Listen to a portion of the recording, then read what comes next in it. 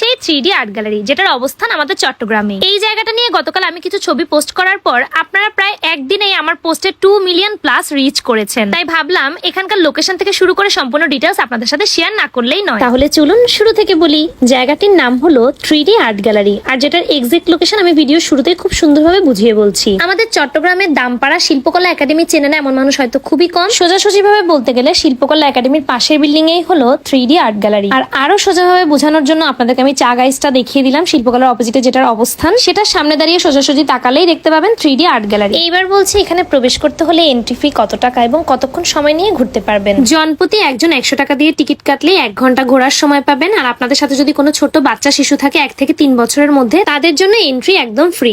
এইবার আসি এখানে প্রবেশ করার পর আপনারা ঠিক কি কি পাচ্ছেন। সত্যি কথা বলতে এই ধরনের 3D আর্ট গ্যালারি দেখার ইচ্ছে আমার অনেক দিন ছিল। আমি অনেক দিন আগে ঢাকায় এরকম একটা 3D আর্ট গ্যালারি কিছু ছবি দেখেছিলাম সোশ্যাল মিডিয়াতে। তারপর মনে হলো যে চট্টগ্রামে এরকম কিছু একটা হতে পারতো। একটা সত্যি কথা বলতে গেলে ঘর থেকে বের হলে নর্মালি রাস্তায় আমরা 100 টাকা এমনিতেই খরচা করে ফেলি। আর চট্টগ্রাম দামপাড়া শিল্পকলা একাডেমির সামনে এমনিতেই নর্মালি অনেক ক্রাউড থাকে, যেখানে অনেকেই আসে বন্ধু বান্ধব নিয়ে আড্ডা দিতে বা হ্যাং আউটের জন্য। আমার মনে হয় এই সময়টা যদি এই ধরনের একটা প্লেসে এসে বন্ধুদের সাথে সুন্দর কিছু সময় কাটানো যায় তাহলে কিন্তু মন্দ হয় না। যাদের বাসায় ছোট বাচ্চা শিশু আছে আমার মনে হয় তারা সবচেয়ে বেশি আনন্দ পাবে এই সমস্ত জায়গাগুলোতে আসলে। বাইরে যদিও লেখা থাকে ঘোরার জন্য সময় পাবেন শুধুমাত্র 1 ঘন্টা, আসলে কিন্তু তেমনটা নয়। আমি এখানে 1 থেকে 1.5 ঘন্টার উপরে ছিলাম। পুরোটা সময় আমি নিজের ইচ্ছে মতন ছবি তুলেছি, ভিডিও করেছি, অনেক মজা করেছি। বেসিক্যালি এটা একটা ফ্লোরের উপর সম্পূর্ণ একটা ফ্ল্যাটের মতন, যেখানে ইন্ডিভিজুয়াল অনেকগুলো রুম আছে। আর সেই প্রতিটা রুমে আলাদা আলাদা কিছু ছবি। তার মধ্যে সবগুলোই যে আর্ট করা এমনটা নয়, কিছু হচ্ছে ফটোগ্রাফি কিন্তু 3D স্টাইলের, কিছু আবার দেয়ালের উপর খুব সুন্দরভাবে স্ক্রাপচারের কাজ করা, আবার অনেকগুলো ছিল হাতে 3D আর্ট করা।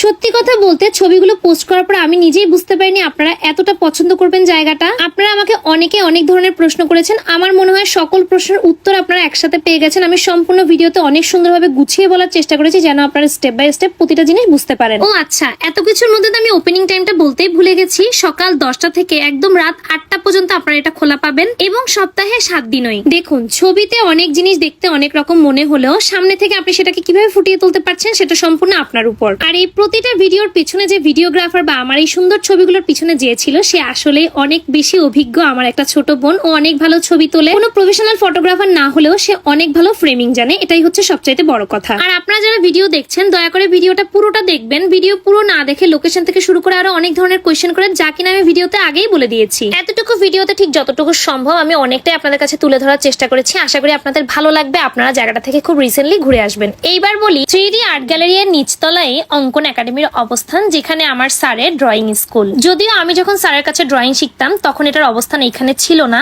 রিসেন্টলি স্যার এখানে শিফট করেছে। আর এই হলো আমার গুরু শিল্পী সঞ্জিত রয় স্যার। স্যারের পুরো ড্রয়িং স্কুলটা আপনাদেরকে একটু ঘুরিয়ে দেখাই। আমাদের সময় এত ডেকোরেটিভ ছিল না আর এত রুমও ছিল না, তবে এখন সকল শ্রেণীর বাচ্চাদের জন্য ছোট থেকে বড় সকলের জন্য খুব ইন্ডিভিজুয়াল রুম করা হয়েছে। যাই হোক, অনেকদিন পর স্যারের সাথে দেখা হলো, কথা হলো। স্যারের এই সুন্দর 3D আর্ট গ্যালারিতে ঘুরে মনটাও ভালো হয়ে গেছে। এরপর আমি আমার ছোট বোন পায়েলকে নিয়ে চলে গিয়েছিলাম জামাল খানে। আর জামাল খান মানে বিসমিল্লাহ জুস ঘরে আমার আসতেই হবে, আর যেখানে দই ফুচকাটা মাস্ট ট্রাই করা হয় সব সময়। আজকে আমার মুখের খুব বেশি ভয়ানক অবস্থা, তার সাথে আমার যে ছোট বোন পায়েল এসেছে ও অনেক বেশি অসুস্থ, বেচারি আমার কথাতেই শুধুমাত্র এসেছে।